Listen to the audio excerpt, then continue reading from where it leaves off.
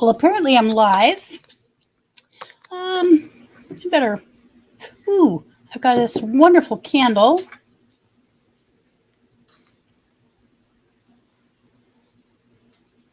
This is just a pop-up, so nobody's expecting me. Anyways, my candle, caramel toffee. Welcome to Lucretia YT. I think that this will be new as far as the name. Changed a little bit. Hello, husband. You want to say hello? Hi. Looks like he's cleaning up a little bit of a mess, maybe. Hi, everybody. They're not here yet, but that's all right Okay, because hi. it will be on a video eventually. So I need to move over here.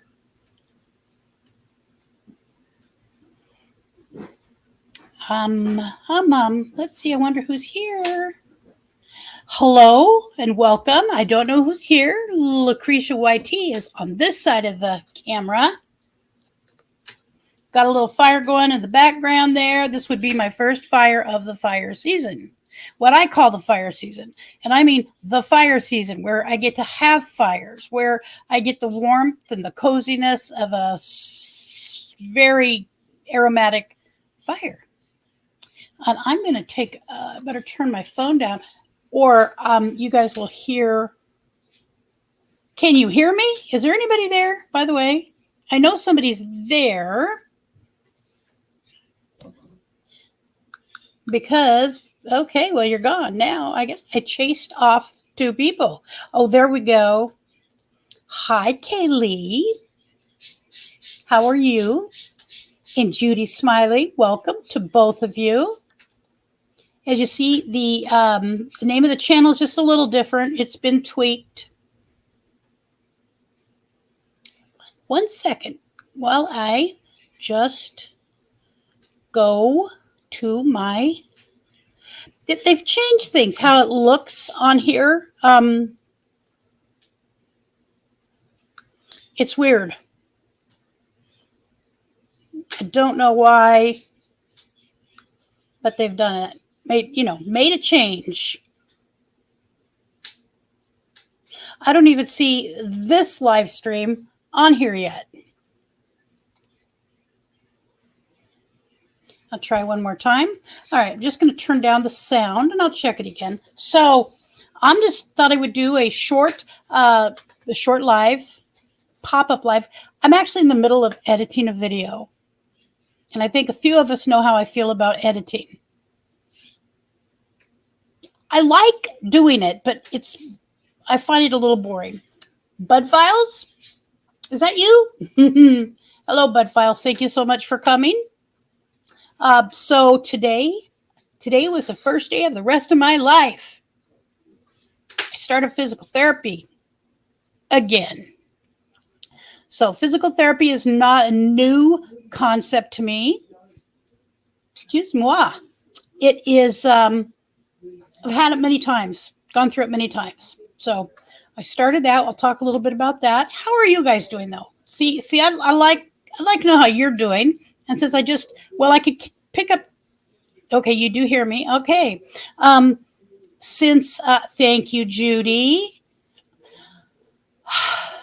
This is my first fire of my fire season. And I love fires in my fireplace. Yes, ma'am. It's a good thing. And there's a couple of, I'm actually doing a video about this. I don't know why I did a live stream, but I just wanted to say hello. I'll be doing one on Sunday. I'll have a more kind of a planned out one, and I'll probably look a little more presentable on Sunday. But I knew today was going to be a tough day. And so I went appropriately ready for therapy. And I was right. It was extremely painful, like tearful painful. And not that she did anything wrong. It's just the way it is. Unfortunately, that's how it works. All right. So I chose someone. Now I'm doing it again. I'm telling you everything that's in my video. Oh, well. Don't watch the video. You can see it here. I'm just kidding. Watch the video too. No, I chose someone who I have experience with. She was the director of the physical therapy facility I went through so many times with my back surgeries. And she is an amazing therapist. And she, by being the director, meant she knew a little bit, you know? She wasn't just a therapist. She knew a lot more than that. And so there is one person I'm going to quickly message here.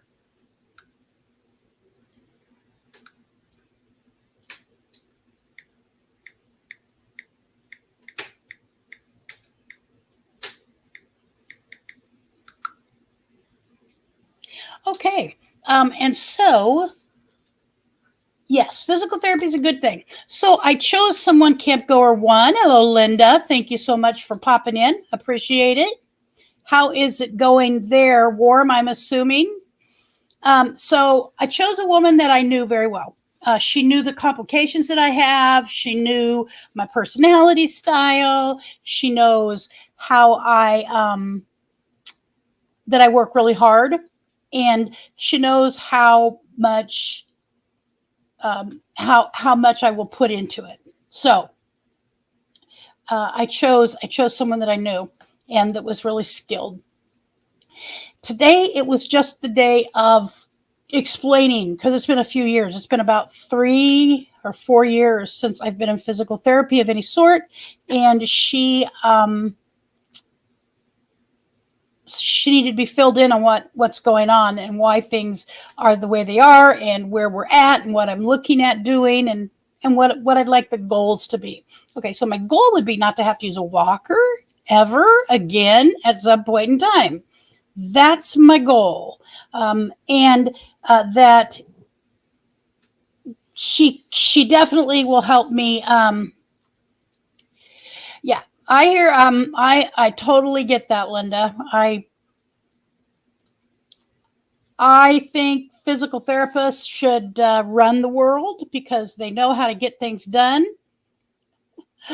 So she and I talked about all these different elements that have changed and what feels the most critical at this time and why I reached out intentionally. It's not like anybody sent me. I'm looking for answers. I'm trying all these different things. I actually asked her about my doctor and I talked about, as you know, doing physical therapy, or excuse me, doing acupuncture with the needles. And also, we talked about acupuncture and it's cooling off. Okay, it's cooling off there. It cools off in Phoenix. So we talked about acupuncture and therapeutic massage, which is different than other types of massage.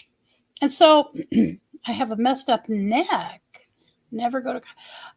I have an opinion about that.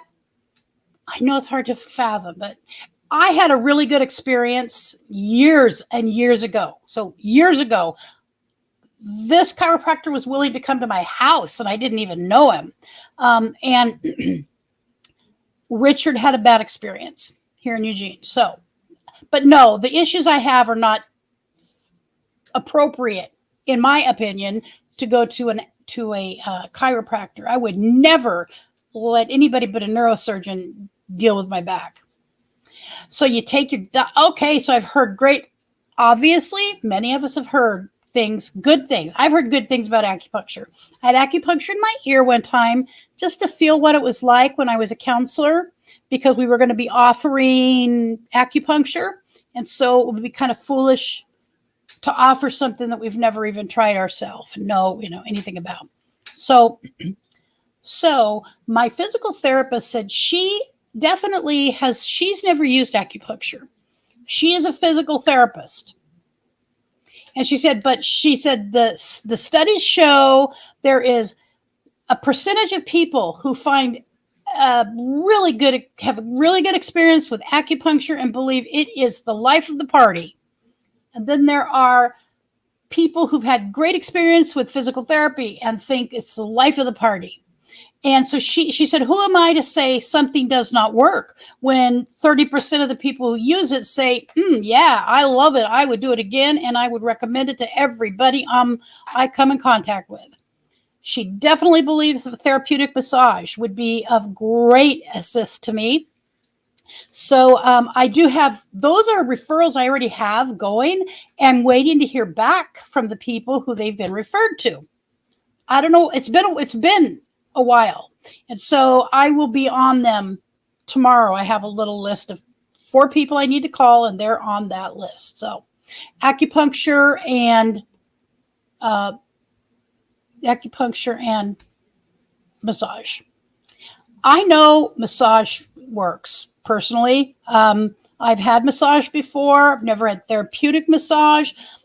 I did have an all over massage one time. You will love this. Oh gosh. I suck at following directions. Yeah, I suck at following directions, whether it's driving to Quartzsite, Arizona, or it is being told to drink a lot of water. After I had this full body massage, he said, go home, drink a lot of water. Guess what I did not do?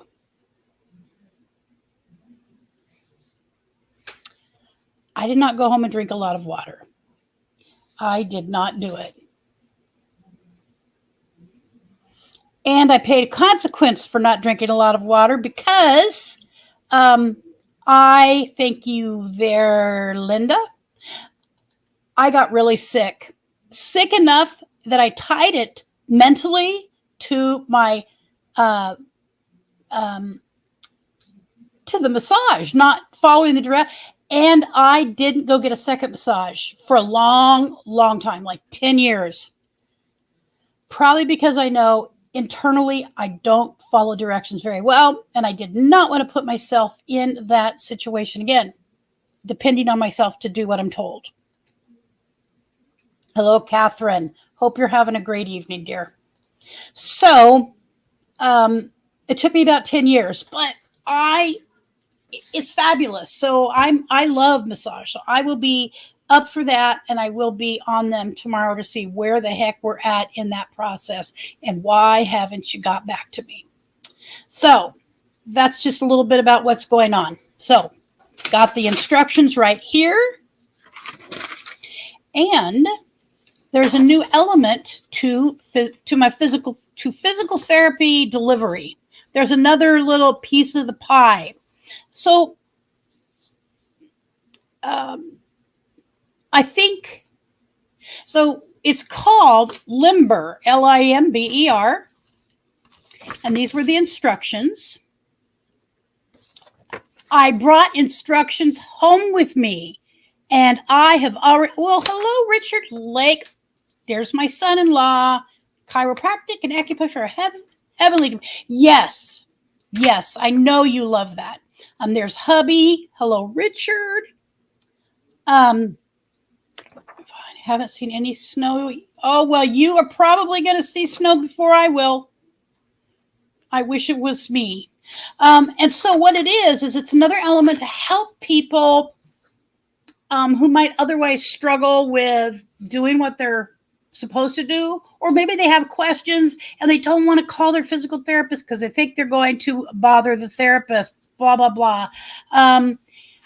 It is a connection to, I can't remember the name of my girl, but she's actually a physical therapy assistant.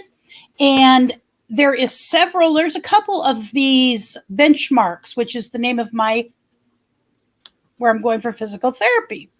Benchmark Physical Therapy. They have a few of those in the area. And she is the assistant who is in charge of making connection with the patients who choose this. I chose it. And so I signed up to Monday. So what her job is to be as supportive as I choose. Supportive as a patient chooses. I chose for her to call me, connect with me, not call me. I do better with text messaging. I'm better with text messaging than I am with phone calls. And so I signed up to have her contact me through text messaging 5 days a week.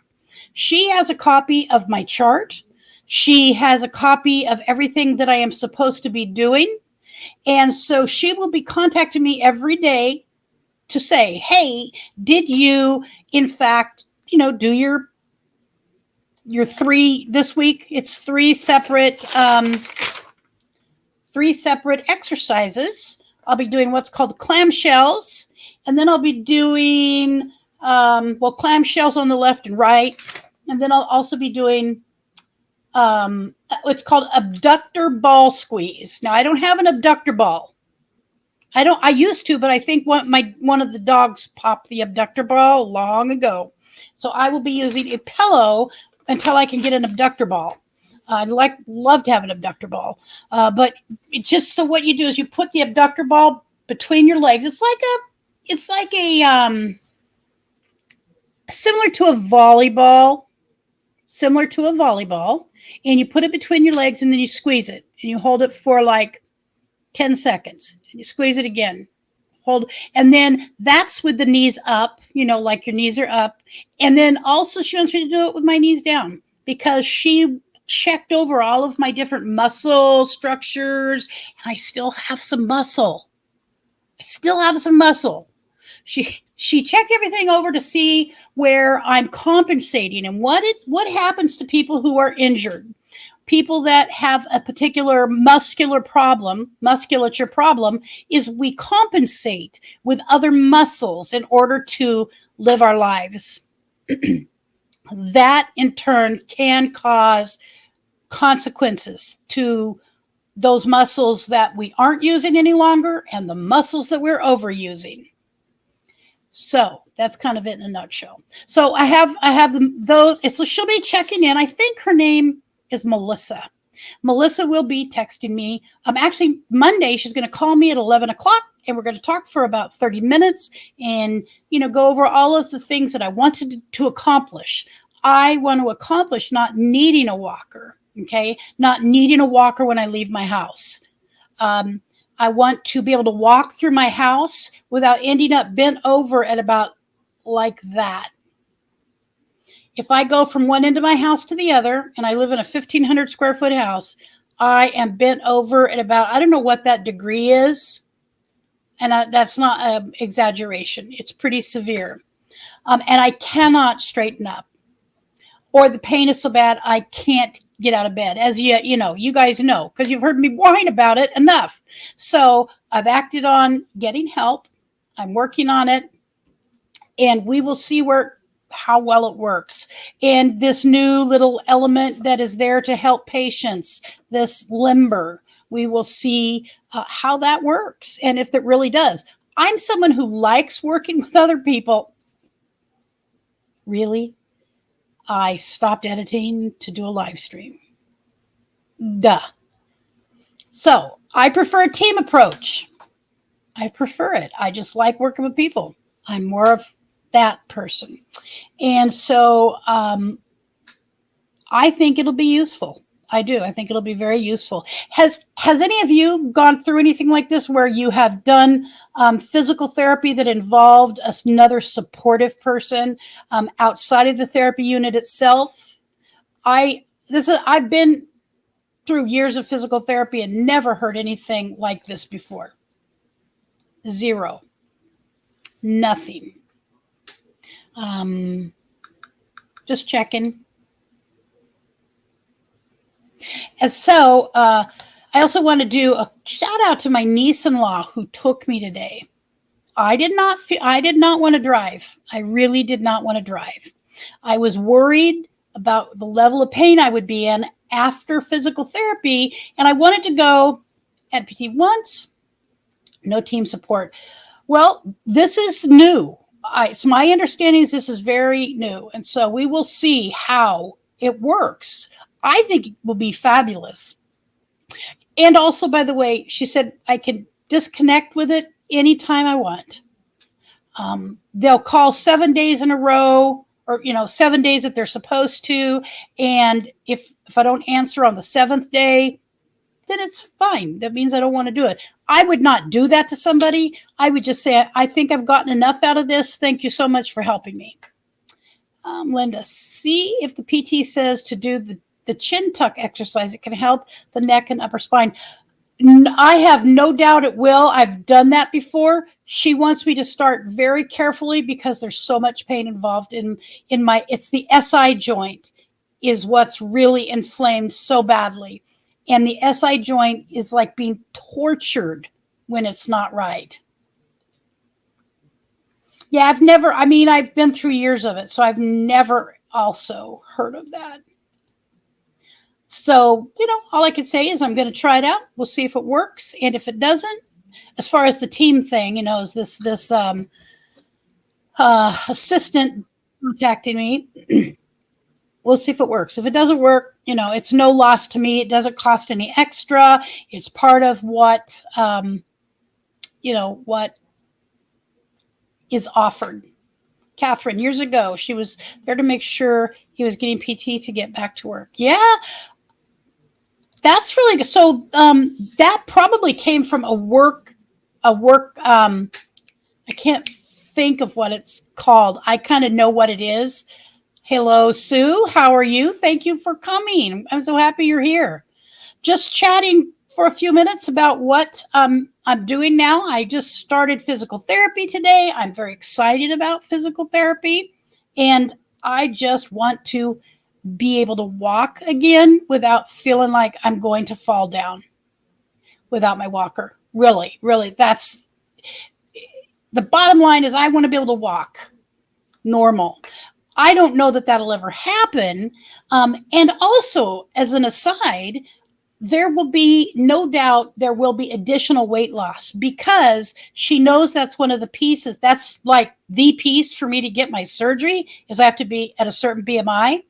And so I believe my experience with it is that does help. And I always have lost weight when I did physical therapy. And if you've had an injury where you were in a lot of pain, like pretty bad pain at times, just knowing that you have somebody there who knows what they're doing, I take things on myself as though I can figure it out. And yes, there's many things. I'm relatively bright, I think. I can figure things out. But I'm not a doctor, not a physical therapist. So we'll see how it all works. My screen door or my sliding door here beside me does not have blinds on it anymore, does not have curtains on it anymore. I am not a fan, and it's fully dark outside. I'm not a fan of darkness. I'm just not. I keep looking over my shoulder to make sure that Bigfoot is real. I believe Bigfoot's very real. Bigfoot's not outside my window looking in. She ain't lying. The SI joint, when it's not right, it's 10 trillion kinds of painful. Yes, sir. Again, that's my son-in-law, Josh, and he knows what he's talking about because he suffers with SI joint stuff too. Thank you so much. I think it's going to be great. I have no doubt. And it's something, whoopsie.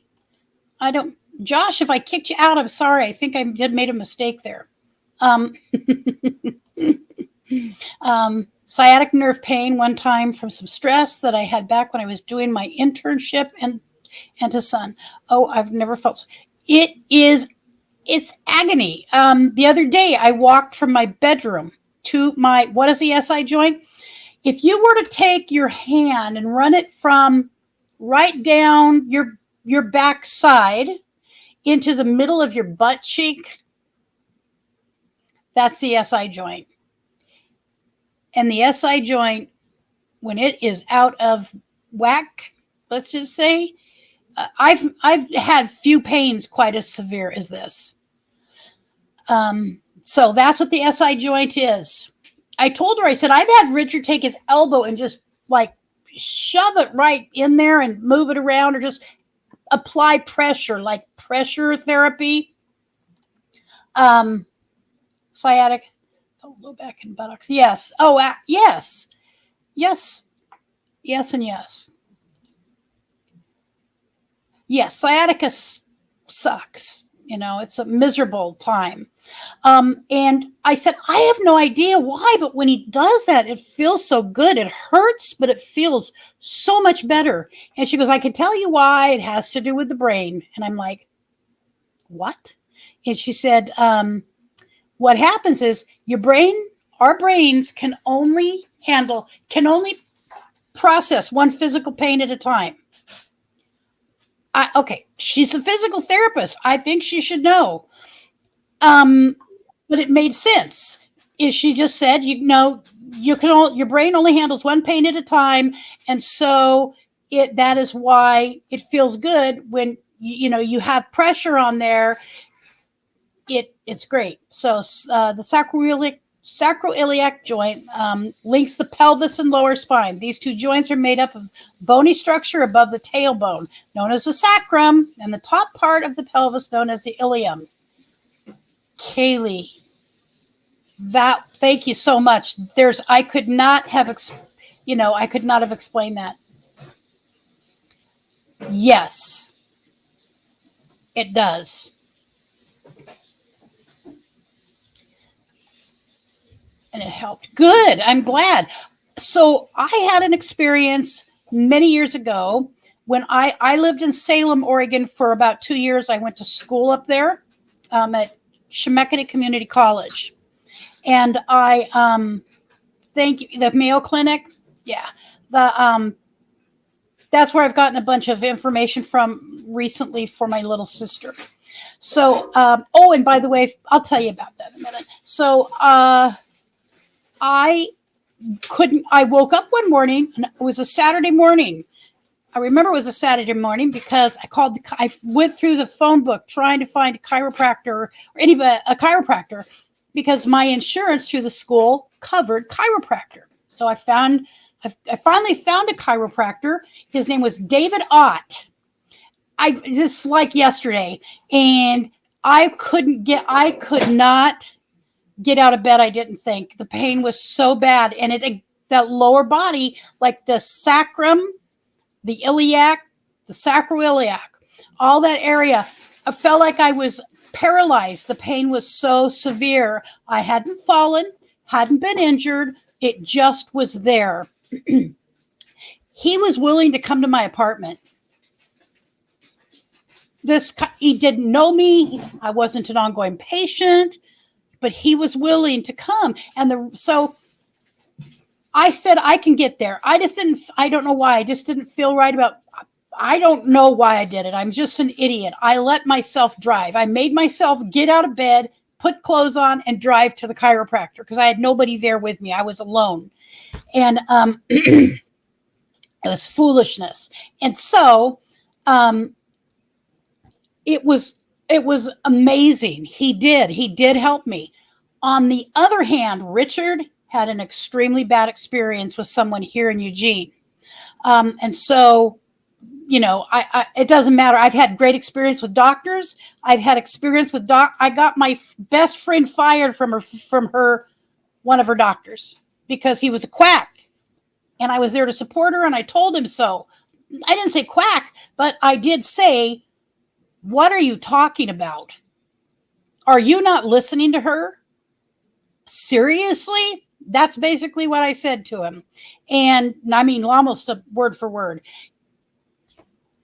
He made me leave the room, even though I was her support person, and he fired her. She was fine with it because he wouldn't listen to her and he couldn't hear what she was saying. I don't know. I don't quite understand the situation, but anyway, yeah. So I have a great doctor now. I love my doctor. I've had several great doctors. And so it's not like I think chiropractors are bad. I don't. I think there's some great chiropractor out there. The other thing is my physical therapist believes that the massage therapy will be great for me. She can't do it because of the way she's licensed. And so that is, one moment, please.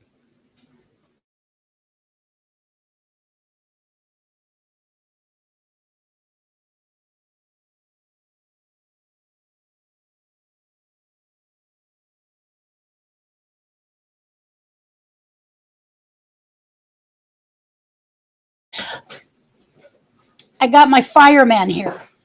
He's my fireman.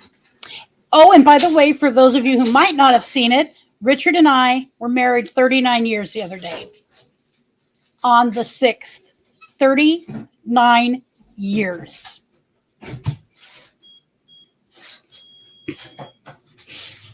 Yell that in a nice way, Kaylee. It was a request. It was an ask. 39 years. Hey, honey. Hi. He's so funny. He does not like being on camera. So 39 years. Thank you, Kaylee.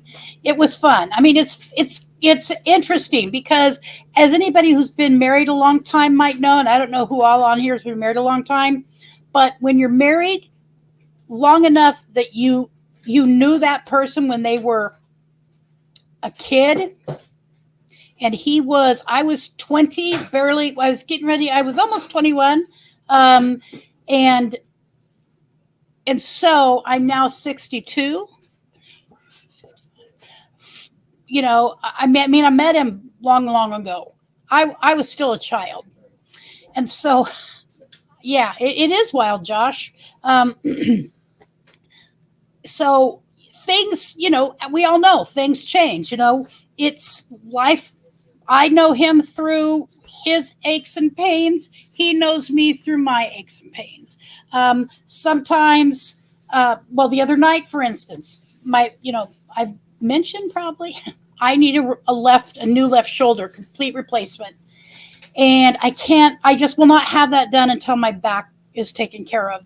It's like being in a torture chamber. So the other night, and so what consequently is it aches down the arm. It doesn't hurt. It hurts in the shoulder joint, obviously, but it hurts right down the arm here. And the other night in bed, I swear he must have massaged it for about 45 minutes off and on. And so, you know, we go from the days of being young people in love, and then how he's massaging my arm for 45 minutes because of the pain. And, you know, most of us never think of that when when we're getting married, when we're finding a partner.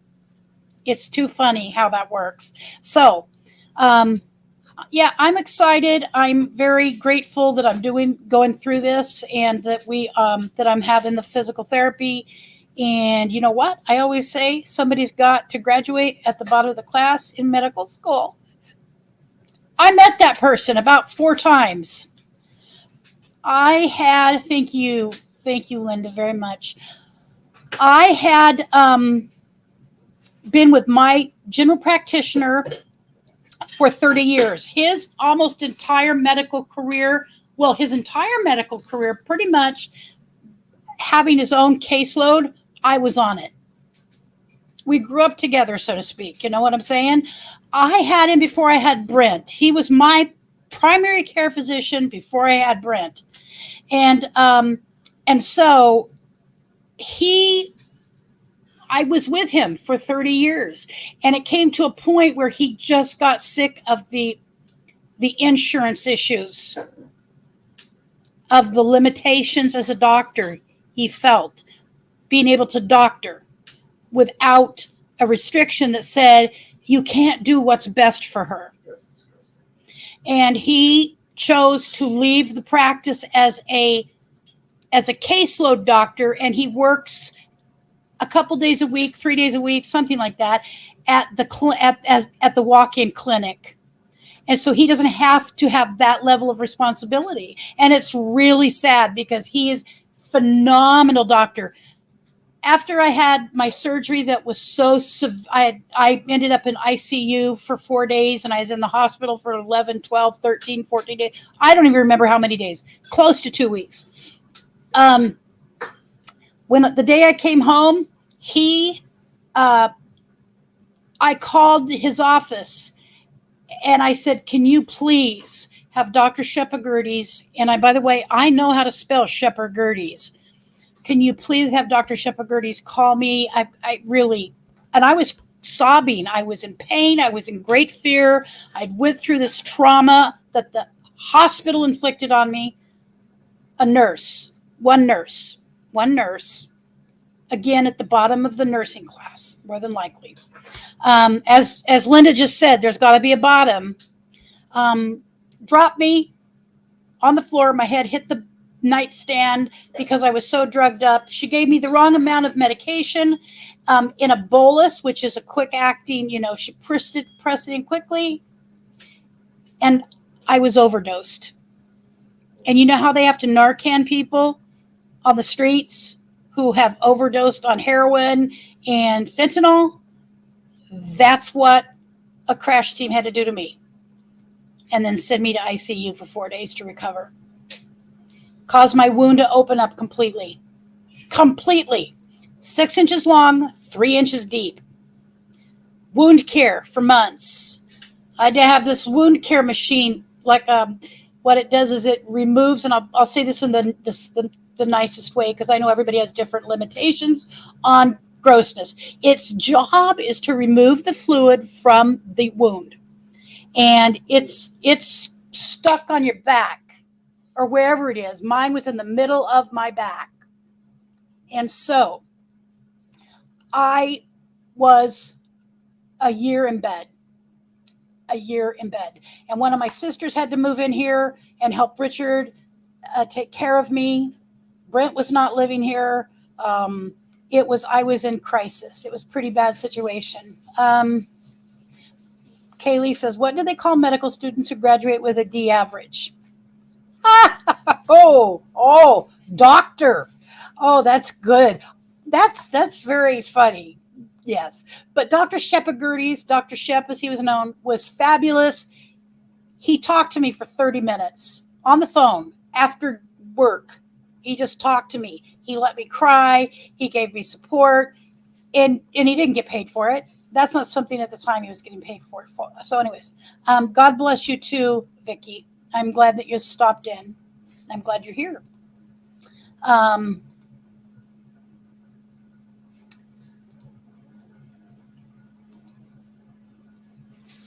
Let's see if I've missed any comments or questions.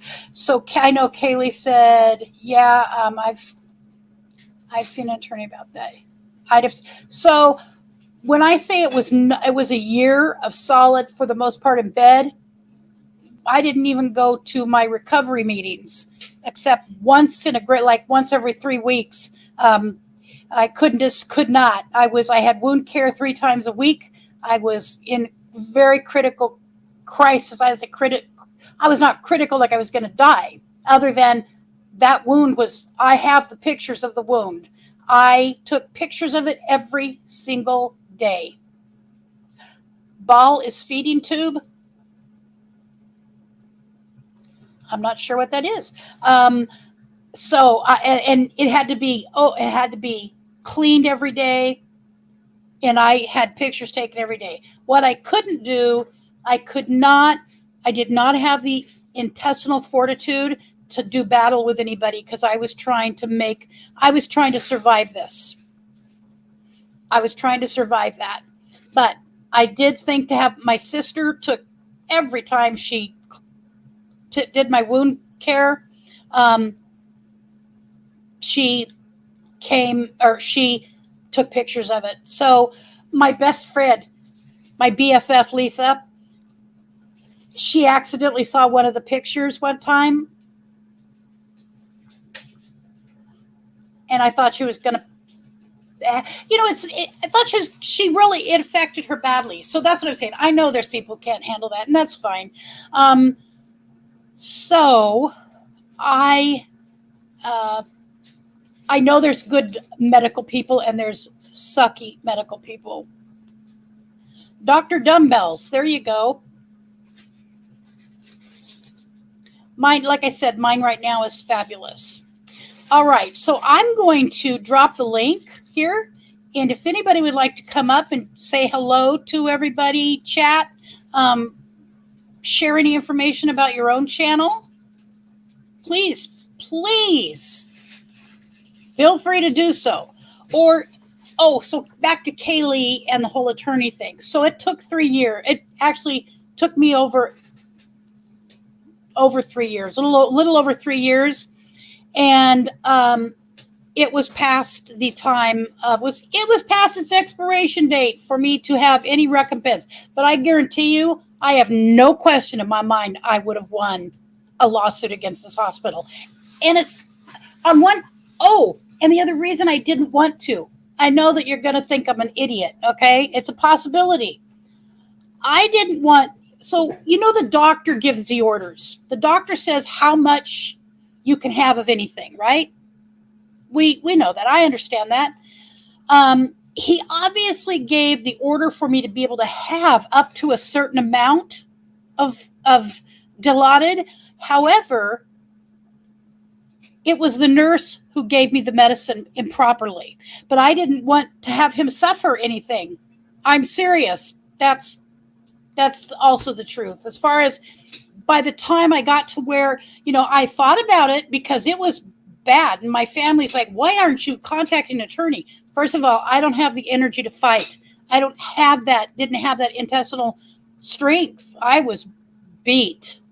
And secondly, I would never in my wildest dreams allow my neurosurgeon to have been put on the spot. Really, I just couldn't do it. He kept me walking. So it didn't text right. I'm talking. Okay. Oh no, I understand that. Try being in an argument with your family on a private family page and talk to text.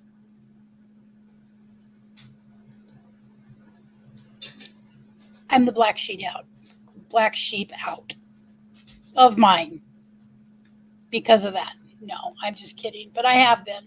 Sexual was probably more than 1 year. Yes, it was. Yes, I did. So I eventually, yes, when I was able to, I did call and I talked to no attorney in Eugene would handle it because Peace Health is the big dog on the block here, and the hospital itself is fabulous. I've had 12 surgeries on my back and both knees replaced there. Okay, so it's not that I distrust the hospital, but that nurse needs not touch anybody. She almost killed me. If my sister had not drug in a little CNA and she looked at me and knew I was in crisis, like almost dead crisis, I was bubbling. I was bubbling words out of my mouth. I couldn't speak. It was coming out in bubbles. And so, yeah, so there's nothing, it was past the point of expiration, like I said. The limitations had expired on it when I finally had the ability to do it. And I figured out how I could do it without feeling like I was throwing my doctor under the bus because I wouldn't have done it for really almost for no amount of money, because that's part of why I didn't do it. So I regret that today, by the way, because I know I would have won a case. But, that is not who I am. And so I just didn't feel like killing his career because he also is the doctor I needed to have. I am not considered a traditional patient because I'm above a certain BMI. And he is the doctor who handled the non-traditional patients in that respect and the really complicated situations. So,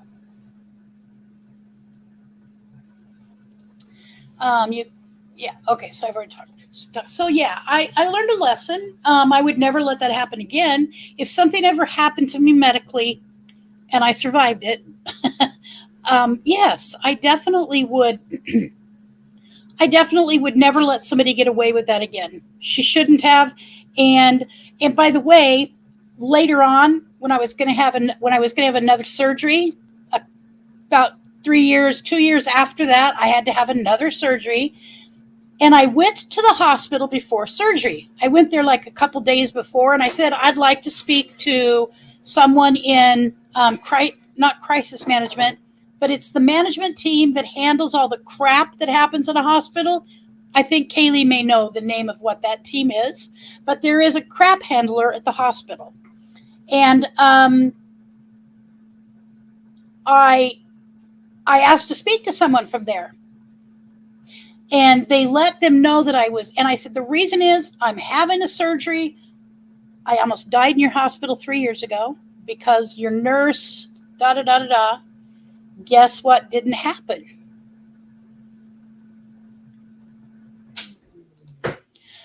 Nobody, I sat in that lobby, and it's a beautiful lobby, by the way. Riverbend Hospital, it's called Peace Health at Riverbend. It's beautiful.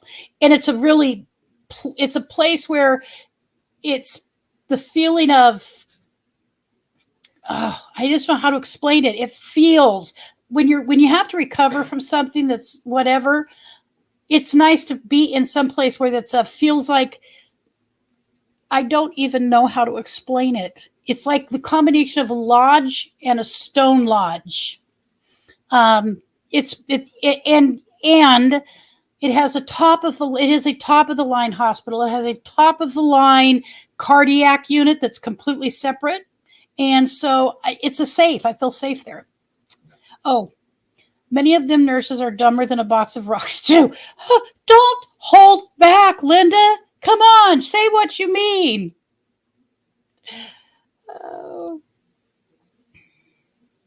Well, that's who I wanted to speak with first, but no. I got to find a super lawyer to handle my daughter's case. Yes. Oh, I read about that. Okay, so Linda, I read about this just out of curiosity. Because I'm always curious about medical things, especially that I've never heard of. In this situation with your two grandchildren and your daughter, and this in utero situation where, as you stated here, one baby has passed in utero and she has to carry it to at least the point she can deliver the live one. I'm beyond.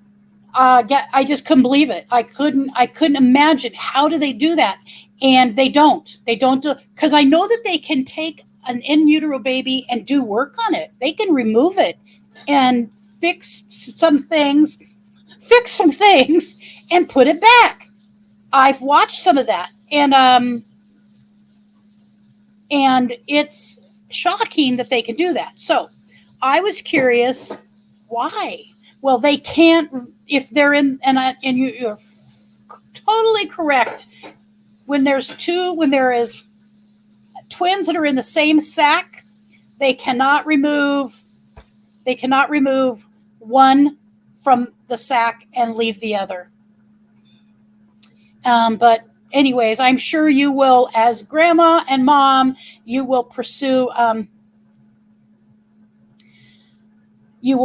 whatever you can on their behalf, and it is a horrible situation. So I would find a lawyer this time around. If something ever happens, which I don't suspect will ever happen again, you never want to go through wound care in the middle of your back. It's just it was very painful. And at that time, I had to wear, I don't know if anybody has ever had to wear one of the braces, but my brace around my back, after a fusion surgery, you have to wear a brace. My brace was a hard-backed brace. It had some cushion on the inside, but it was a hard-backed brace with like little cushiony thing on the inside all over. I had to wear that 24/7 if I was not in the shower. And that meant sleeping with it. And I had to have the wound machine underneath of that. So I'll be right with you down there, sweetheart. Yes. However, so the nurse who took over being my primary nurse in the hospital for the rest, after I came out of ICU, I had a nurse the rest of the time I was in there. One nurse during the day shift. She was the nurse trainer. She came in and she told me, I'm going to be your nurse. She said, I know what happened.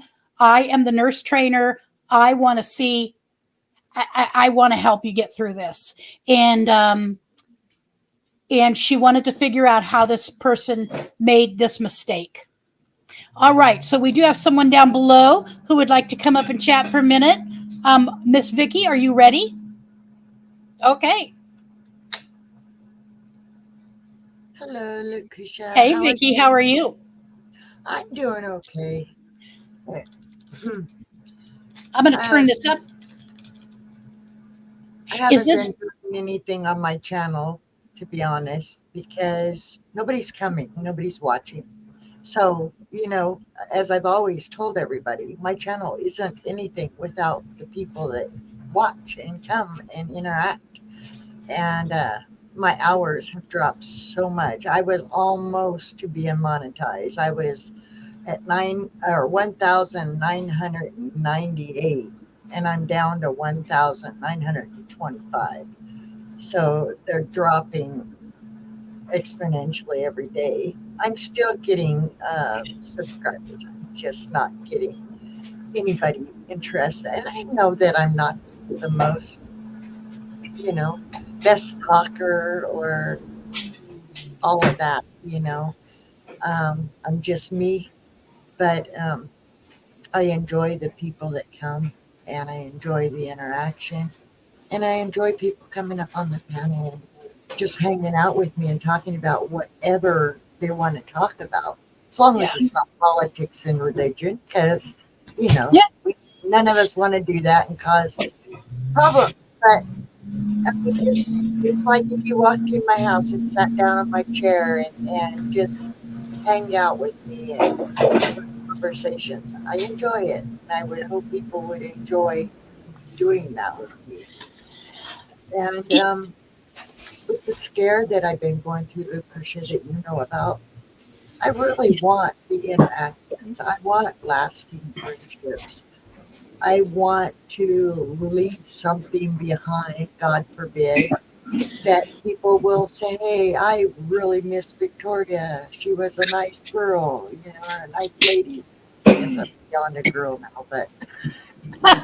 Well, neither of us. None of us are here right now, but. But hello, Sue. I seen you say hi to me. Vicky, you are, I can't. So everybody's kind of got a niche. I don't always have, I don't have a gigantic club that I hang out with, but it doesn't matter. I still like to come and chat with people. I care about people. I care about you. I honestly adore you, Vicky.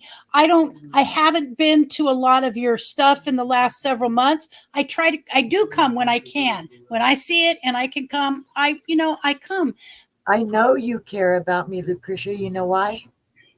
Because even though you don't really have the time, and I understand that, for my channel, you do have the time in Messenger. You always get a hold of me in Messenger. And that's where the friendship with you and I has gone beyond YouTube, beyond Facebook, beyond anything. And that's actually the friendships that I cherish the most, because it's more personal. When it gets to that point, like you and I and a few other people, and there are a few other people like Nate Dogg and William that are very special friends to me. And you never have enough friends, okay? So that's just the fact of it. There's never enough friends. And I would like the whole world to be my friend, if I could possibly. But I just gotten disillusioned, I guess, with the channel, and I haven't been doing anything on it. I haven't been on there, but like I said, also with everything that has been going on lately, health-wise, I just haven't had the energy. I mean, the blood thinners, I don't know if it's a normal thing, but I feel weak. I don't feel like I got a lot of strength. I'm not tired, okay? I'm not like go to sleep tired. I'm tired, bodily tired, and just holding my phone up for very long, my arms start to hurt and get heavy, and just a lot of things. And my husband, I love him so much, Lucretia. He says, you're not supposed to strain yourself or do anything, so I guess you can't ride your bike. I said, oh, the heck is that if I can't ride my bike? I said, I just bought 2 new batteries, so I can. So now I got 4 batteries for my bike, and I could go further, and I don't have to exert myself pedaling as much. I was there for a while doing too much pedaling. Consider the issues with my heart now. I have to be really careful. As I still got some appointments to go to concerning that with the specialist, the cardiologist, but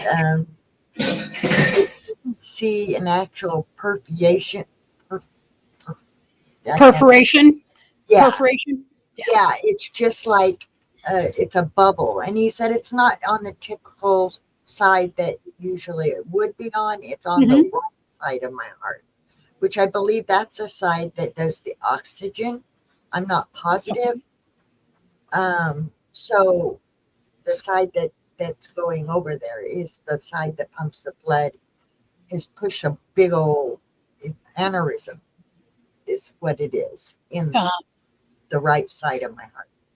And then with the issues with this systemic disease in my brain, they've got me also on very scary medications. And as long as you've known me, you've always heard me say, I hate medications. I know. I have a hard time even taking a Tylenol when I have a headache. That's how bad I hate them. And now they've got me on 2 very scary medications. And he swears that, they're going to monitor it. And they're going to make sure everything's okay. And do I sound very enthused? Well, first of all, Vicki, I am so sorry you're having to go through this medical stuff, especially heart stuff. And when I heard saw the word aneurysm in your message, I am on it like a fly on you know what. I had, my son-in-law wants to point out that your rotating star background is awesome. Josh would catch that very much. Yeah. So when I saw the word aneurysm, I perked up because I knew it was aortic, but I lost a sister to brain aneurysm. So I know what an aneurysm is overall. So it worried me. So I did what I did, and I looked into it, and then I asked you questions. So I take blood thinners. I take the most common one. I can't even think of the freaking name of it. Let me grab my bottle, maybe. But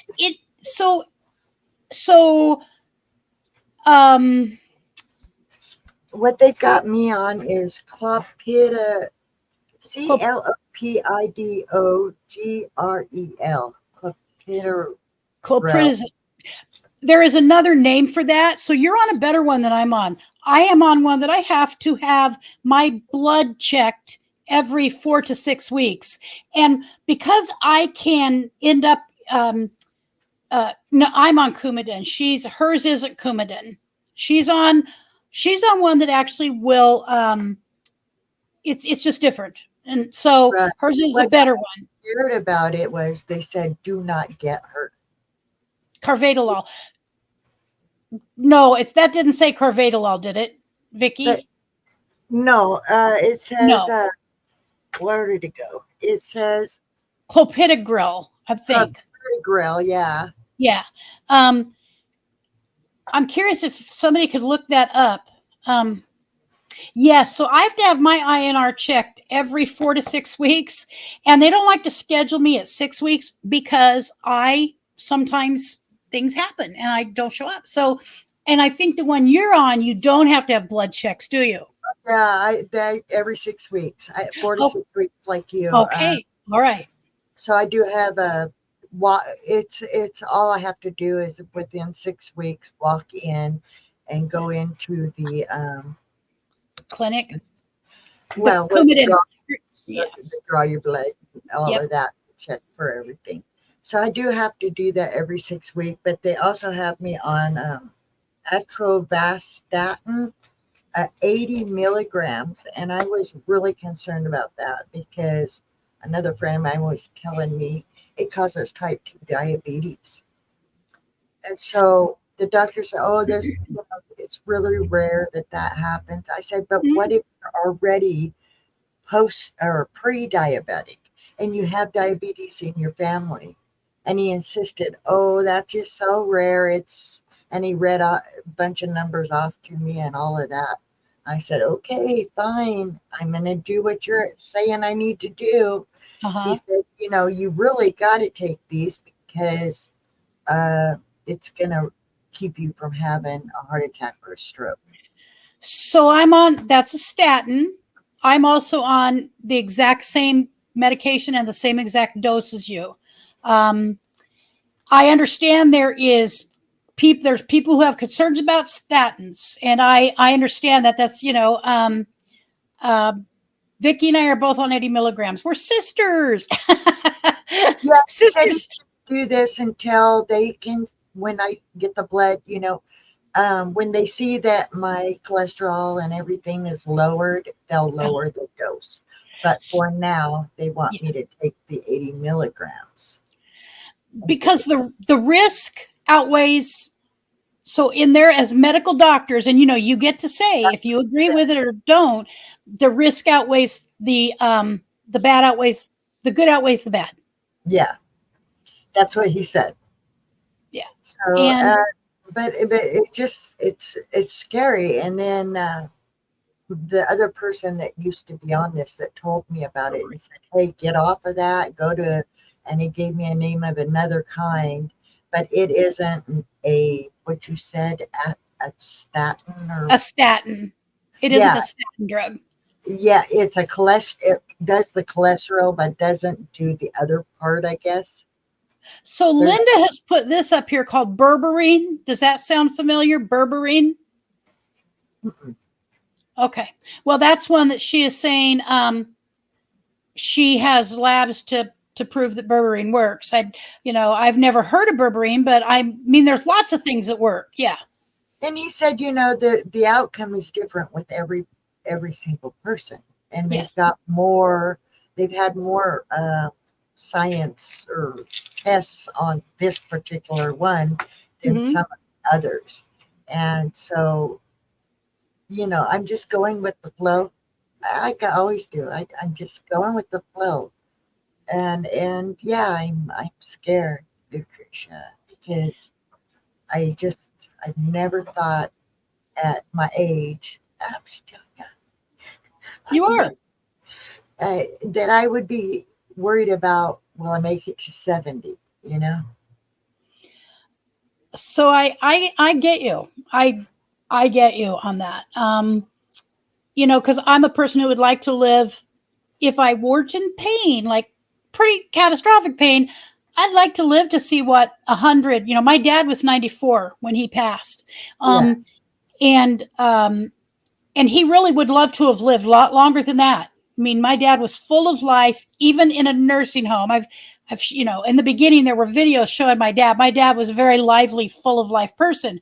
I too would love to live to 100 and just see in some ways what the world was like at that point. Although right now I'm not so sure about that. But, the fact of the matter is when they're talking, when you have an issue with your aorta, when a person has an issue with the aorta, that's one of those places where I would err on the side of a doctor. Right. Maybe look into these other things. There's nothing wrong with that. And talking to the doctor about it, like Linda mentioned, berberine. I've never heard of it, but I'd look at berberine and I'd see what it's all about. Whatever anybody that has worked for them, it works. But aortic stuff, you have an aortic blowout, what I call an aortic blowout, and it's, it just is, the risk is catastrophically bad. So, That's the but other. I asked him. Well, I got the degenerative arthritis. I've had that since grade school. I said, this medicine is so touchy. It says don't mix even over the counter medications with it. What am I able to take if I'm in pain from my arthritis? I have yet to get a response to that. He didn't. I mean, he was so focused on my heart the last 2 times I've talked to him Mhm. that just hasn't totally given me, or I haven't recognized him giving me the answer to that question. Sure. I mean, You deserve an answer. You have real arthritis, you have real pain, and the doctors need to explain what you can take for pain. I mean, they can't possibly expect you not to be able to take something when you have arthritis. can't take ibuprofen or not ibuprofen. Oh, what is the name of that you take for inflammation? I know, darn it. I'm not. I'm not. It's for inflammation and pain, but Yeah, I can't think of the name of it. But they say you can't take that with these medications, and that was one of the medications. If I really super needed it, I would take one of those to take the inflammation down in my lower back, because my lower back will, where you can see the spine, yes. Yep. it'll pump up so bad that you can't even see the spine Oh, at times. And so, yeah, it's just, I've been, and I'm sorry I'm coming up here with like this, but no, this is don't what talk about. I've been going through, and it hasn't been putting me in the greatest of moods. And so I'm neglecting my channel. My channel is, and I just don't know what to do about it. I'm kind of in one of those lost states, if that makes any sense. I'm just kind of in limbo right now. Well, I really am so sorry, first of all, that you have to deal with this. And you're, as far as your channel goes, the channel is the last thing I would be worried about, other than it gives you joy. It's like I was telling somebody, my channel I get joy out of connecting with you guys. And that's just how it is. Yeah, I've got, I'm not getting joy out of it, to be honest, because I'm not connecting. okay. And so that takes so any kind of fun from it. And so that's why I'm just not doing anything. Because the last few times, I think I have maybe, I don't know, 5, 6 people come. And my lives are pretty long. You would expect yes more, and so I don't know. I don't know exactly what I'm doing wrong or not doing right. I just simply go on there and give me Lucretia. That's all I can be. I'm not a superstar. I'm not super smart. I've got a grade school education at most. I went to the 7th grade for 2 weeks and I quit school. I'm not super talented. Yeah, I play the flute, but it sounds like caca on here when when you play it back, you get all these little glitches, so you're not getting the full sound of my playing even. And I don't know how to fix that. Well, first of all, you know what? You are a special person. Okay, everybody has their thing that they're good at and things that they're not good at. Everybody has that. Here's what I had to do about my channel for myself. I had to figure out why am I here? First of all, because I enjoy talking to you guys. If it ends up being 5 people or 20 people, it's been a while since I've had 20 people, but personally, I have fairly decent self-esteem. Just going to say that for me. I have fairly decent self-esteem. I don't need other people to fill that particular place in me. If I needed that to be filled, I think it would be harder on me. Now I am a naturally competitive person, but I don't do that on here. I want you to be successful. I want her to be successful, and him and them. You know what I'm saying? I want success for everybody, and I'll fit in where I fit in. Right. And where I don't fit in, I won't fit in. I love the whole travel van life channel stuff. I fit in best there. I've tried other things that I'm interested in, but I'm not. I feel my home is with the people that I started this with. I can't really explain it. But I do know there's times that I get off of a stream, and average, it's like I look at it and it's like 4 people, 5 people. And then my son does some critiquing with me. Speaking of, for just one moment, my son-in-law is down here. I'm gonna pop him up with us if you don't mind. Yeah. All right. Josh is a fun guy. I like people. I know you do. Hey, Josh, Hi, Josh. you have your mic muted. Oh, Josh, You're muted. you're It's not muted. always easy to speak in time like this. There has been too much violence and too much heartbreaking brutality. The escalations in the recent weeks is unbearable to witness. All lives are sacred and must be protected. The massacres need to stop. Families are being torn apart. I purposely have that cut off. What's clear now is that Hold humanitarian on. aid Hold on. to I Gaza can. must be allowed immediately. Do you see this? Just a second, guys. It's just my blank thing. Yes. And this, it was apparently he didn't mean to do this. And so, but if I unmute your mic, this is what's playing. Oh, I guess it's off now. Nope. What is it? Now it's off. Turn it back on.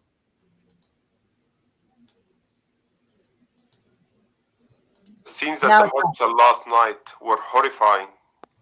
The people of Gaza need food, water, I and don't know medical where that's supplies. coming from. That's not coming from me. That's interesting, That ain't Josh. coming from me. Because they see it says, Did somebody steal his name?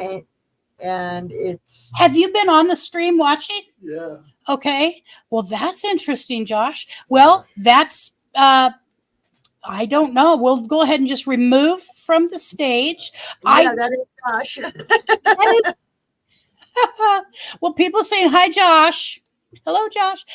That's weird. That's the first time I've had a weird thing happen. So but I get it. You know, Vicky, we all want to be liked. I mean, we all want to be liked. I think most of us want that sense of acceptance. And I just had to learn. I mean, I learned eventually that, I am not everybody's cup of tea, and I'm somebody's cup of tea though. And so I keep moving forward because I like to do that. And if somebody else doesn't care for me, that's okay. I've had people not like me all of my life, and I'm now fine with that. Or not really dislike me, but it's just not what they're looking for, and I'm fine. And so, Yeah. You have a niche. Everybody has one. You have one. You're a wonderful person. Your Native American, the stuff you do with your Native American world is very attractive to people. Maybe it's how you're getting it out there. That could be, my son has taught me a lot of stuff recently, and it's been through tears and him just because he's at like somewhere close to 15,000 subscribers, and he's had 1 million views on more than one of his videos. He's going to be reapplying. He's applying to YouTube. I think tomorrow is when he can apply. And so anyways, Congratulations. If you hear me. I don't think he's on here anymore. Yeah, that's kind of scary, Kaylee. Was very strange. Yeah. And he would never come on and put his political or whatever view in the middle of my live stream. So we don't know how that happened. Yeah, So that's something about Gaza. Oh, wow. Thank you.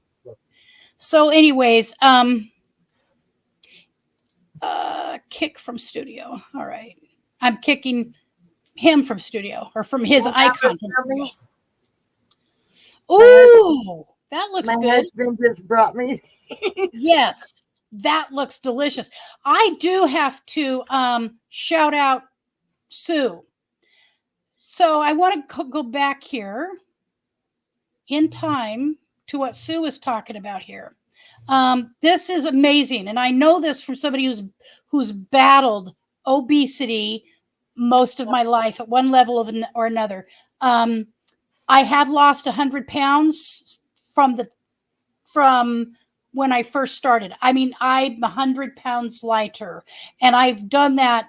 I did that, with some I'm help. slowly losing weight, and I can tell. You know how you can tell by the way your clothes fit on Yes, yes. you. You So I don't know- look like you have any excess weight, truthfully, Oh, to me. well, if you saw me in person, you the camera's hiding it. I was 100.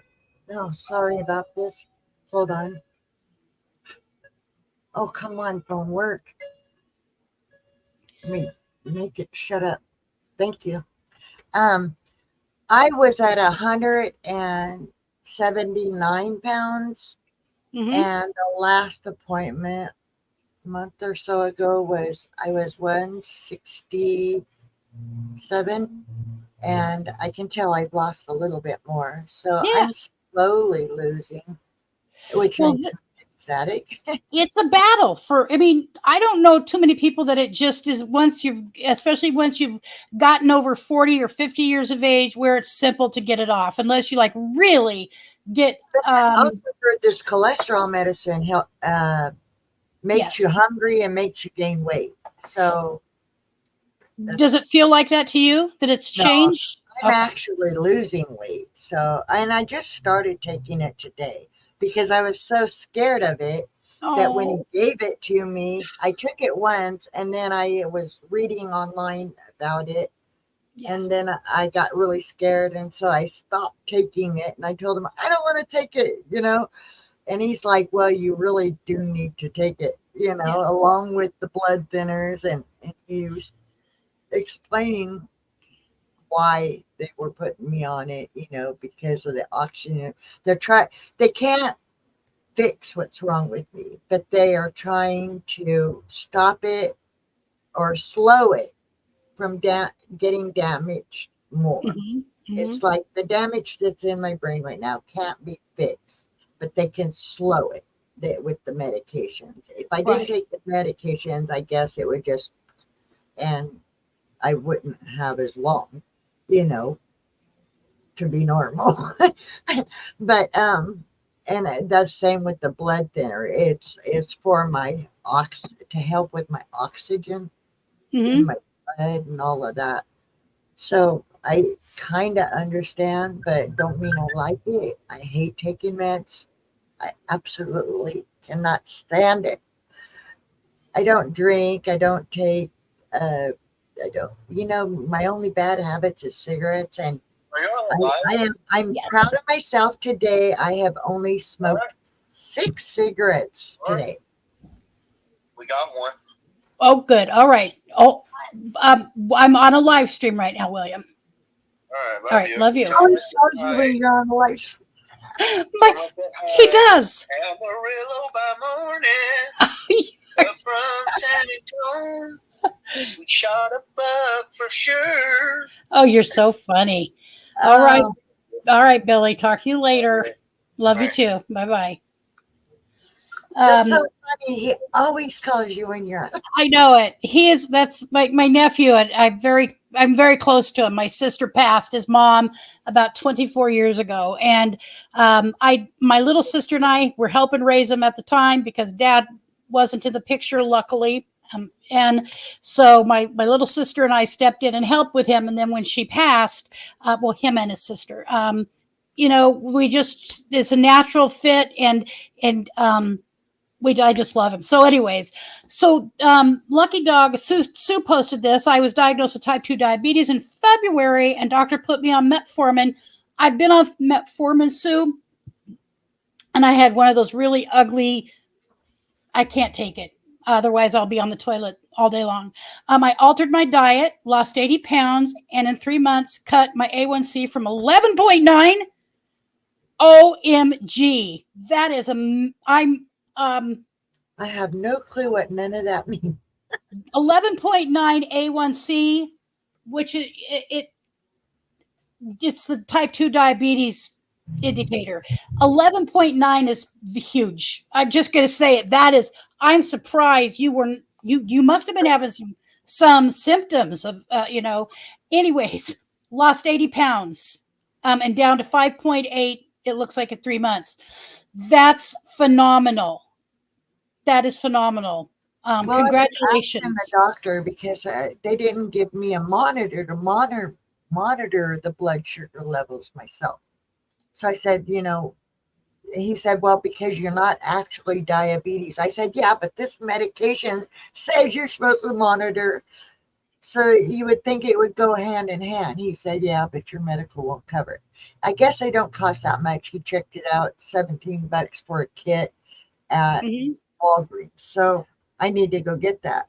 Oh, wow. But I said, where, I have no clue. I've never dealt with this. Where is my blood sugar level supposed to be? And he said, your blood sugar should be under 130. Yes. But yours should be under 100. Yours should be under 100? Yeah. He wants it. Okay. I mean, that's, that does make sense. Do you have a blood sugar tester? No. Home? No, I don't have it. So I got to get to Walgreens and buy a kit. Like I said, I've never owned them. I don't know what a kit is. I have no clue. Well, there's so many different kinds. I mean, different brands, different kinds. But since yours needs to be staying so low, that's pretty. So it's normally you big camp goer that it's, by what he said, it's pretty big, but it hasn't. That's why I got to go back and have them do more tests, because it wasn't a definite that they could see whether there's an actual hole. It's just right now, it's just like a bubble in one side, in the right side of my heart. So, right. And no matter what, that's not, as you know now, that's not a good thing. And so taking the medication. So as Linda says here, statins can cause joint and muscle ache and pain and breakdown. It can, does not mean necessarily it will. It can. I don't know if there's a way to test if that, eventually you get those symptoms. I'm sure you'll watch the symptoms. So you just want to make sure that, pay attention to the symptoms. And if there's an alternative medication and you want to try that, that it would, you could try a different one. So A1C, I was hoping to be down a few points, but was blown away. Yeah, that's monstrous change. I mean, really, when I found out I was pre-diabetic, so I was pre-diabetic for a long time, and then diabetic, and my A1C was set like 7.4, 7.5, and I eventually was able to get it down.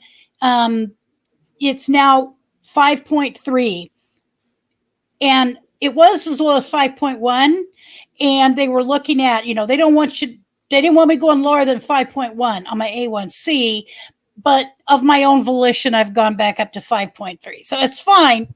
But what doesn't match up is my weight number.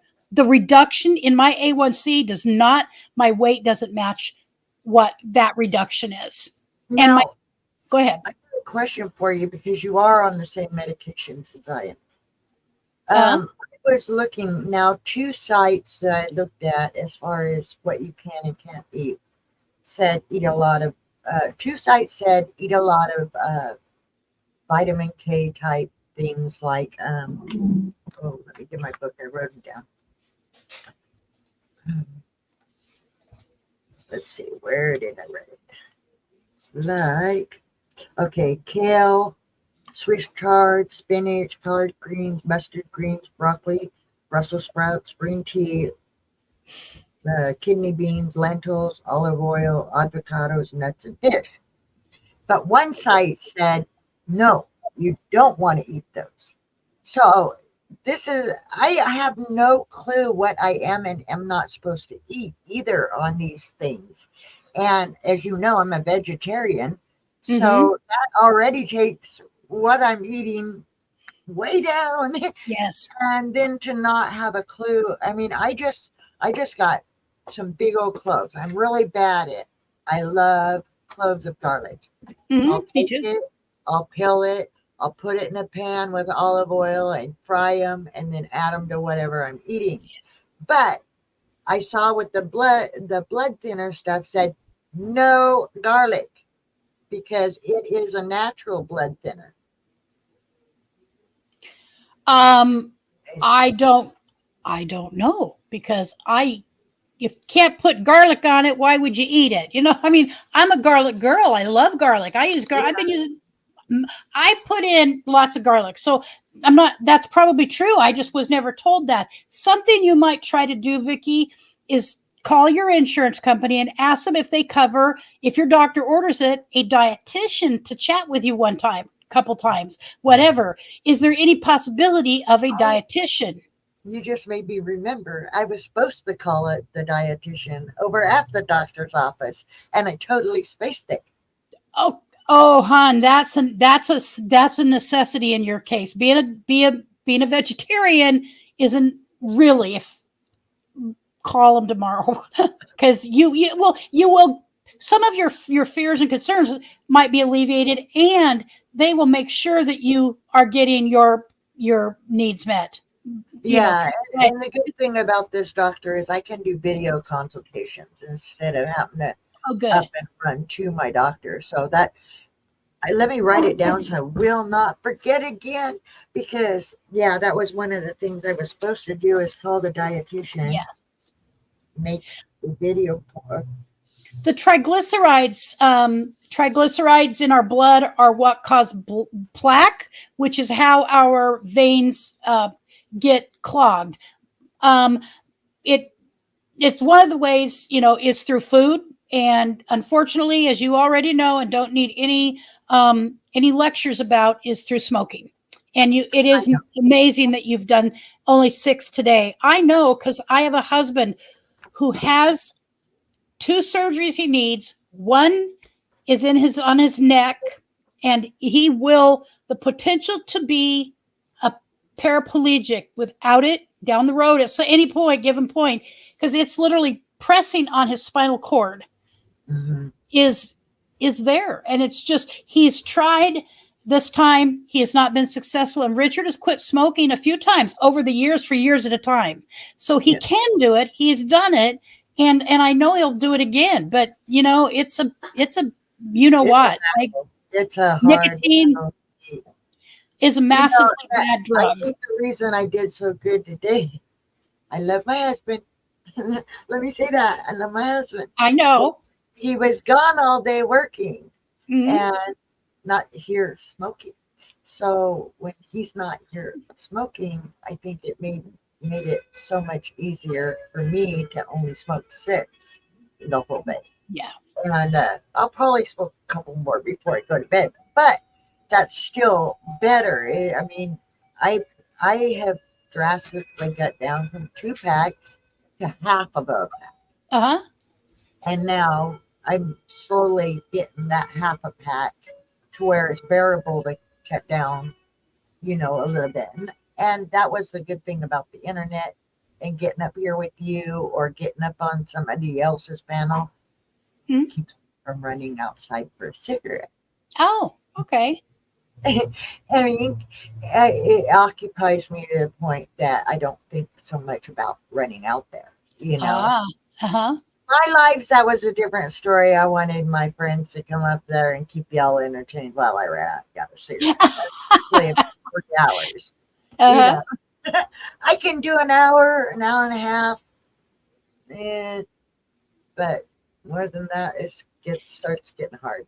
Unfortunately, it makes sense to me. I mean, it really does. I mean, I have never smoked a cigarette in my life. It's probably the one thing that's kept me alive, truthfully, considering my weight has gone up and down in my life. After I got into adulthood, it really started going up and down. But not smoking is probably the thing that kept me alive. Smoking is the main reason on my mother's death certificate, and my sister, my oldest sister. But she smoked. Linda smoked from the time she was I think she said from the time she was about 9 years old. And she really wasn't exaggerating. She smoked. Linda loved smoking. And, you know, it ended up costing her life. And so her and my mom died the same way. It's a very sad, I hate nicotine. It's inherited usually too, the COPD. My dad died from it. My brother just not very long ago died from COPD and other complications in his life. And I was born with chronic asthma and COPD. Yeah. And believe it or not, I'm supposedly allergic to cigarette smoke. But I've smoked since I was very young. The thing is, with all those years that, I was homeless from 12 until I was 21, I didn't have the finances for cigarettes. So every once in a great while, I would get a cigarette from somebody kind enough to give me one. But it wasn't like I was a smoker. It was back then, it was like now and again. It's been in the last, since my 30s, that I really started smoking like constantly. And I was smoking there for a while, like I said, really bad, almost chain smoking, 2 packs a day. I was having extreme dizziness to the point of throwing up. And I mean, it really was affecting me horribly. And so I cut down, like I said, to half a pack. And now I'm slowly being able to cut down to less than half a pack. But any amount of a cut down is an improvement as long as I don't quit trying to improve. Yes. And it's really a hard thing to quit. People think, you don't know how many times people say, well, just quit. Just quit. And I'm like, do you smoke? Yeah. And usually the answer is no. Right. And I'm like, just quit don't work. Not for everybody. My grandma, my mother, they told me that, but they used to smoke and they were able to just quit. Wow. And for people, they can't. I'm not one of those people. They just can't quit. Some people can. I'm moderating it now. And I'm there. And but yeah, so this cinnamon rolls are killing me. They're sitting here. I want to eat them, but I'm not going to eat them on your live. Well, you could if you wanted to. I would. I'm trying to sit here and sneak. Sue said something up here. I don't know if she's still in here. I was pretty bad in December and January. Huge thirst, peeing all the time, miserable rash, and itchy yeast infection. I said I was itchy, bitchy, and grumpy. And yes. None of those are fun to have. Oh, there she is still. My mom died at 69 from COPD by smoking and diabetic complications. I'm 69 and hope to live longer than mom. Hopefully I am on that path now. I never smoked. Both sisters smoke and have health issues. Yeah, it's, I think most of us get that. It's just, it's the way it is rare. I mean, now there are people, I watched this person many years ago on YouTube who was like 90 years old every day, drank a couple shots of whiskey, smoked whatever they smoked, I don't know if it was cigars or cigarettes or whatever, and they were like 90 years old. My dad was one of those people who he would smoke when he was working. Like, he worked on all of our cars as, growing up. He had a TV shop, the old tube kind of TVs. Yeah, my grandpa did too. Okay, he was a fixer of tube TVs and radios and whatnot. And so he would be out there with a cigarette hanging out of his mouth. But I remember seeing my mom inhale cigarettes. I never saw my dad inhale. And I think I just saw Roy Becky's come in. Thank you for stopping in here. We're just having a little bit of a chat. Yeah. Stuart, go ahead. My grandpa, your grandpa's name wasn't Frank Hahn, was it? No, it wasn't. And Describe grandpa. Now, this is a new person to me, Stuart the Fish Whisperer. I have to write that down, Stuart, because I always like to go check people out who are new. I just don't have any papers. Here we go. Stuart the Fish Whisperer. I love anything that says Whisperer. I watched, the Dog Whisperer, of course, the Lion Whisperer. Have you ever seen the Lion Whisperer? Stuart the Fish Whisperer. Could you whisper me some salmon? So Richard and I got our fishing licenses, and we got salmon tags. Additionally, in Oregon, I hate to say what the cost of that was, but it was $200 a piece. We got those months ago when we had a couple dollars extra in our life somehow. I don't know how it was. And we haven't really used those. Stuart the Fish Whisperer. Richard prefers salmon. You can't guarantee anything you're going to catch, by the way. But now that I've met a fish whisperer, maybe I can find out how to guarantee that. So where did we go? I know I've lost it. Oh, there we go. Yes, I have lost it. Let's see what else is going on here. And my little dog has had a bad cough. Maybe it's the Phoenix pollution. My asthma has gotten worse living here. We took Czar, the German Shepherd, to the veterinarian because Richard and him walk every day. Like a couple, their totality of what they walk is 3 to 5 miles a day, somewhere in there. Yes. He smoked. He doesn't use cigarettes. He vapes. But anyway, so they walk, and Richard swore that Czar had COPD. Because when he was a puppy, he was with abusers. And so anyways, we took him to the veterinarian, and they checked out his lungs. So they checked out his heart, and everything is fabulous. But anyways, I don't know why I just said that. Something stirred me, probably the fish whisperer. Let's see. Okay, just saying hi. Just want to make sure I'm not missing any comments or questions or ideas. Hi, Lucretia. Hello, Kim. Okay, well, thank you for coming in and being nice to people, kind. That we all enjoy meeting new people. Okay, so I go live every day talking about fishing, and I do fly fishing and fly tying, also some sea fishing. So before I die and leave this earth, I want to go deep sea fishing someday. Richard has no interest, 0 interest. He is not a water person as far as being out on the water. Like in the bay would be fine. No open ocean stuff. We've seen too many movies where people end up in trouble.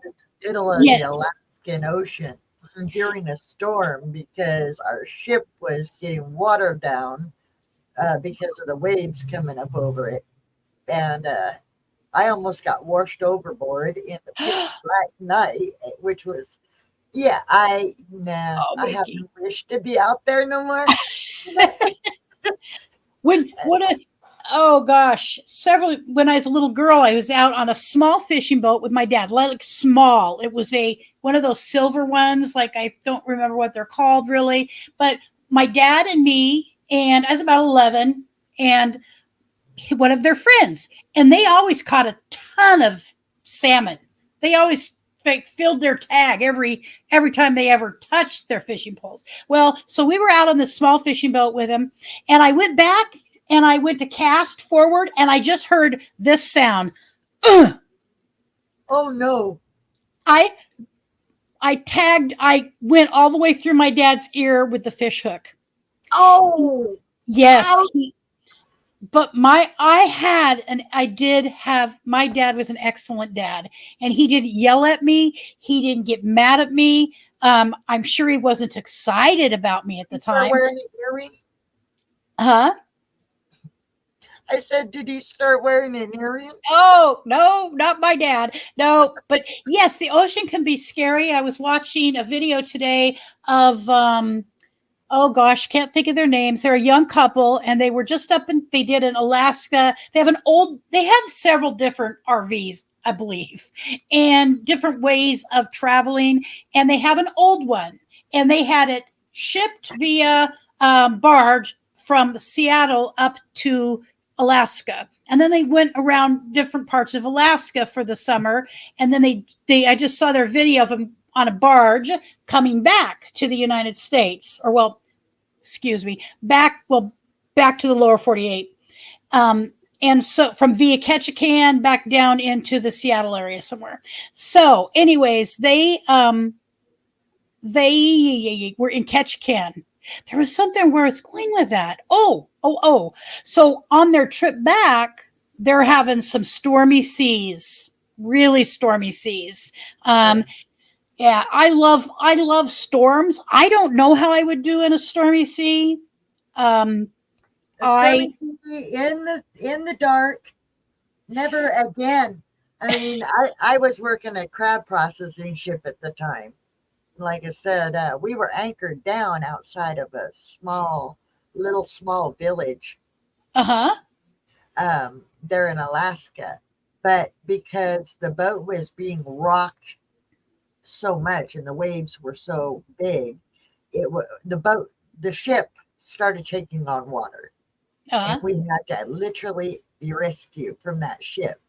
Well, when we got on the rescue ship and the storm is going, and the whole area was the bathroom was full of people, the whole rest of the area was full of people with buckets. That's all I'm going to say. Your mind. I bet. It was horrible. And I was trying not to lose anything that wasn't left in my stomach at that point anyway, myself. And so I thought I was going to be really smart and step out onto the deck to get some fresh air. Well, I thought there, like when you open the door like this, right here would be a bar that I'd be able to grab a hold of and kind of stand there. There was no bar right here. The bar was way over there on the opposite side.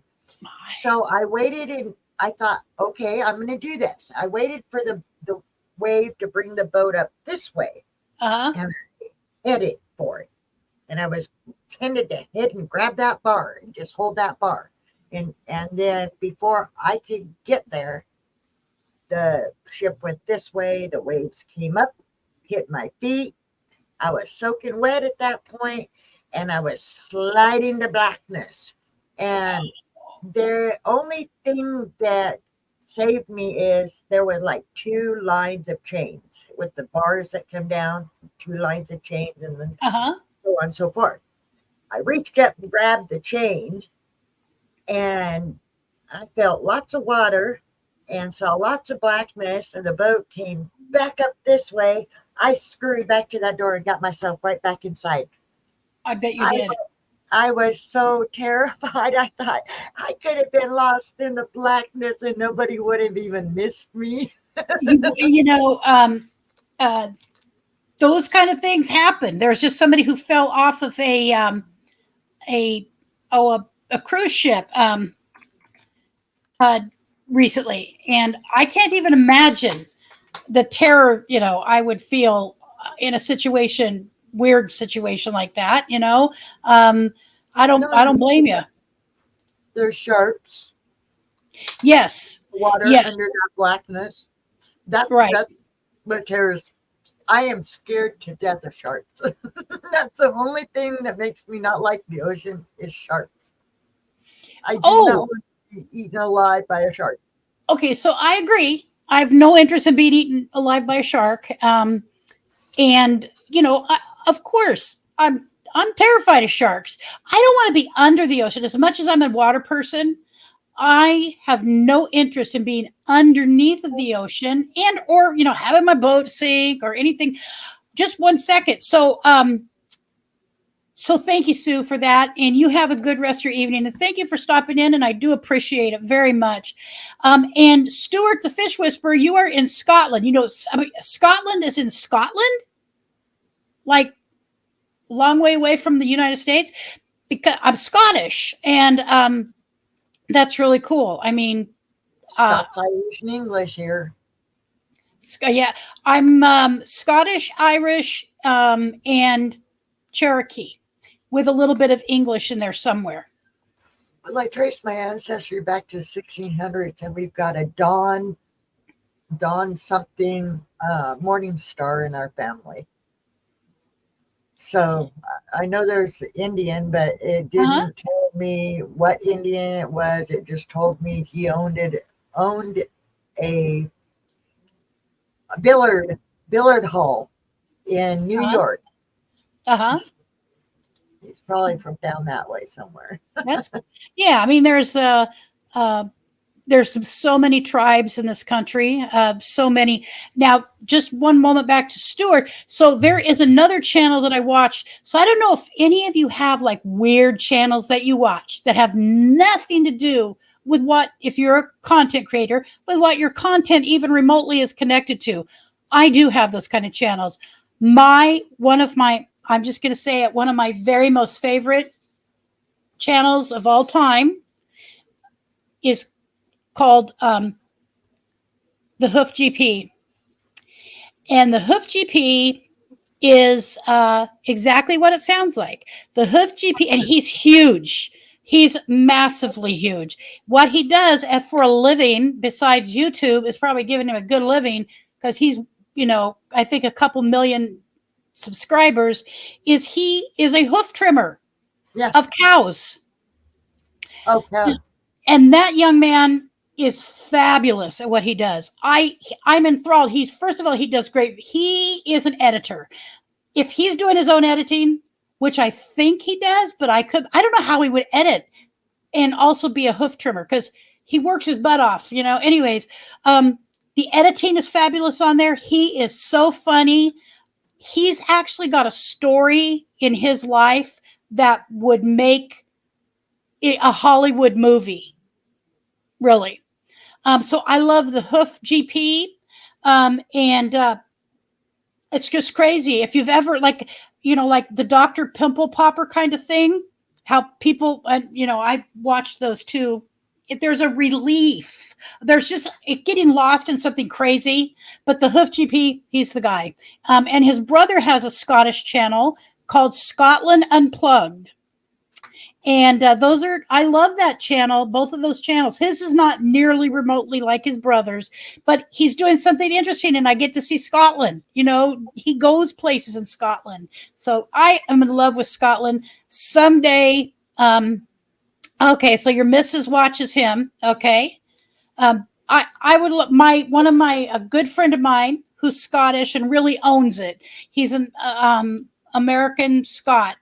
And he has been to Scotland now twice. He was supposed to, I thought he was going to be moving there, but I'm not sure what has happened with that. So anyways, all right.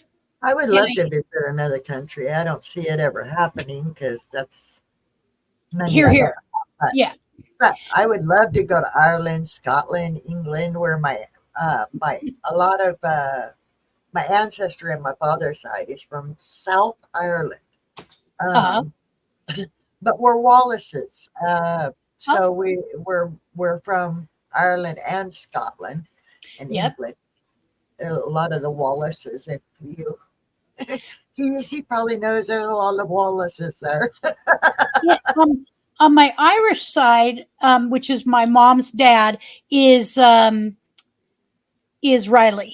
But it was O'Reilly, and his I think it was his father came over. His father, my grandfather was born in 1892, and it's weird to have grandparents. It's not even a great grandparent. My grandfather, my mom's dad, was born in the late, not 1892. But also on my mom's side is the Scottish family, and I believe that's Etheridge. I believe Etheridge is the Scottish side. The 48, well, welcome. So glad that you popped in. Well, this, no, I don't know if I can show you. That right there. Uh-huh. Very good. Let's see if I can get it to come in. Hold on. That I can't show them both because the lady wants to. That is 100-year-old picture, and that is my grandfather's mom and dad. Oh, So they were pioneers that came over here. There's my grandfather and my grandmother, my mom's mom and dad. But yeah, that's 100-year-old picture. I seen one other one that was in a museum. Somebody did a museum, and it was pioneers. Pioneers that came over from other countries. But my grandmother's family, her family name was changed when they came over here. When they were over in Ireland, their name was Ingart, pronounced Ingart. But when they were here, it was changed to Inyart because people, I guess, had a difficulty saying or recognizing how to say Ingart. And so they changed it legally over here in America when they came to Inyart. Okay. So I think most of us have family that came over from somewhere. I mean, I'm definitely an immigrant. My family's immigrant family. And my ancestors on my dad's side, well, and I think on my mom's side too, but my dad's for certain, they traveled here in wagon trains in 1846. And they settled an area just northwest of us, about 20 miles northwest of us. They settled an area, helped settle it. And they're buried. Some of them are buried on what's now a Christmas tree farm. And I've put some of these pictures. I don't know if I've put any on you. It's actually very amazing. So where they're buried at, many of them are on the top of this Christmas tree farm that going up the road is like this. I can't even imagine what it was like back in the day when they had to bring people up via wagon train to the top of that hill and bury them up there. But we go up there. It's now a private Christmas tree farm, and there's a gate. They know we're coming up there almost every single Memorial weekend. We go up and I didn't even know it was there until about 25 years ago. My father, I assume, maybe knew it was there, but we started going there as ritual because we do go to the graves. And so you can see northward, Lane County, and like it feels like you could see all the way to Washington. And the Coast Range, it's beautiful at the top of that hill. And there's just one giant oak tree right up there is where they're buried underneath of it. It's really cool. Well, Vicki, I'm going to have to drop you down. My son needs the computer back because we're sharing a computer right now. And he, I know I've already said his channel's doing fabulous. He's at like close to 15,000, somewhere in there, 14, 15,000. Commonly gets about 1 million hits on his funny, and sometimes they're like not necessarily funny, but they're just weird things that happen. And so this link. Huh? message me his link. If he was standing here, I can't think of the name. He's changed it a couple times. So Yeah, that's why I'm saying when you figure it out, message me his I'll link message and I'll check him out. all right, But, sweetheart. Thank you for coming up here. And maybe we'll just have a conversation. We'll talk. There's some things maybe we could do, but you need to really I just want to see you take care of yourself. You know, whatever that entails, just take care of yourself. Things, will just unfold for your health. I mean, you're a vibrant lady, and I would hate to see you leave YouTube. And again, nobody has the same, everybody's got a different niche of people, and that's just how it is. And so, but I would hate to see you completely leave YouTube. Really, I would. I might get back into it. It's just for right now because everything's so new and right before I got all this news, finding out about my mom dying, and it's just a lot been going on right now. My house is infested with fleas because of the 2 little kittens, and we can't do a whole lot about it because they're too young yet. Yeah. So just going through stuff, but yeah, I'll probably be back. Just right now, it's not striking me as it's gonna happen for a while. And don't push yourself to do it. I wouldn't, if I didn't want to be doing this, no matter if I had 8 people in my channel or 800 or 8,000, I would not do it. Yeah. Okay. I just wouldn't do it. I find it hard some days to get up, and you know me, I want to smile no matter what I'm going through. I want to be able to smile and be cheery and entertaining to people and draw people in, and I do know that Debbie Downer can bring everybody down, so that ain't me. And when I get back to being me again, I'll be back. I'm not. You'll feel it when it's right. You'll know. Yeah. All right. Well, I'll talk to all of you guys. I'll be watching and I'll be in the chats, and me with my God bless and good evenings and good nights. And I appreciate that. I do. And I appreciate you praying for me, and I pray for you too, especially always, right now. Always. And I pray for Richard. Thank you. God will help Richard to beat the cigarettes. Yes. Because I know how hard it is. And, write down, here's a suggestion for Richard. Write down when you have a cigarette. Write down what time it is. And tell yourself, I am not going to have a cigarette for at least 1 hour. Mm-hmm. Wait an hour.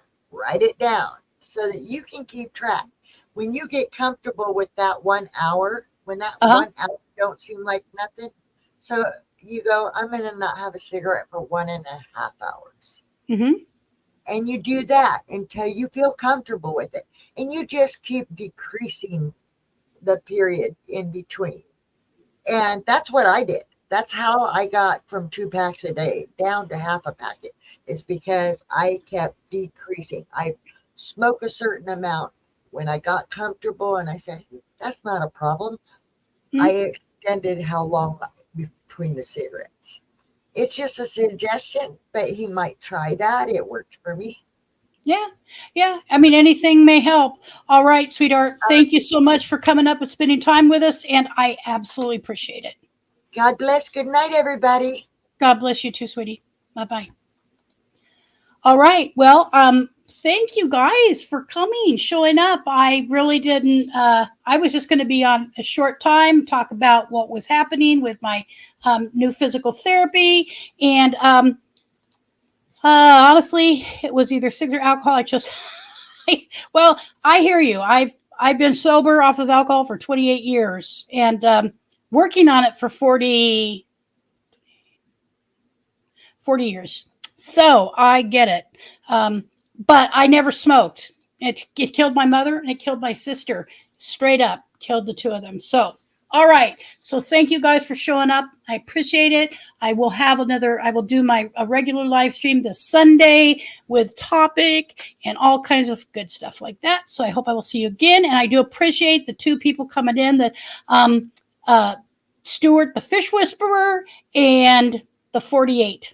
I will be checking out your channels for certain. And Alfonso, thank you, Alfonso. It's good to see you. And I appreciate the thumbs up. I really, really do so much. All right. Have a great rest of your evening or day if you're in Scotland. And I will see you soon. Stay safe, stay healthy. Please figure out what your passion is. Nobody else is going to do it for us. All right. Talk to you later.